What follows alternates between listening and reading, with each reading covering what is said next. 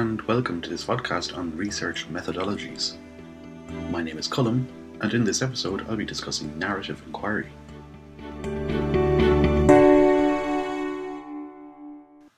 As humans, we rely heavily on the use of stories. As the literature puts it, we lead storied lives, and we tell stories of our lives. We make use of stories to describe ourselves, to communicate our identity to others. We even use stories to form our identity. Stories are used to make sense of situations. When reviewing a certain situation or event in our minds, we use the progression of events in time to construct a story. This sharing and interpretation of these stories is where the idea of narrative inquiry comes from. When undertaking research by narrative inquiry, or inquiry into narrative, the researcher takes the stories of the practitioner and constructs a narrative of it.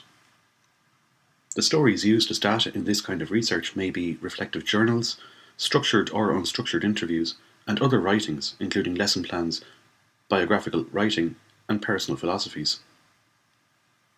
By analysing the constructed narrative, the researcher can analyse the situation described, and thereby construct knowledge from the narrative. One comparison it may be useful to make is with the court system, and how it works. Here, witnesses are required to tell their story or narrative, and the jury is required to inquire into these narratives in order to make their judgment. As practitioners, we can personally undertake narrative inquiry into our own practice.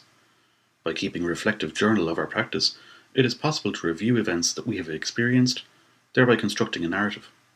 Using this narrative, we can inform our own practice and those with whom we work. As a method of research, narrative inquiry is a relatively recent development, to the extent that some researchers would disagree that it can be used as an empirical method of investigation.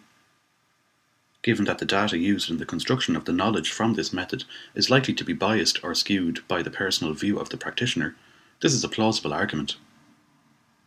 Narrative inquiry is also quite a fluid method of investigation, and as such it can be hard to instruct someone in how best to carry out research by narrative inquiry. Nonetheless, narrative inquiry has been described as a democratic form of research, which gives practitioners' voices space in the academic research community.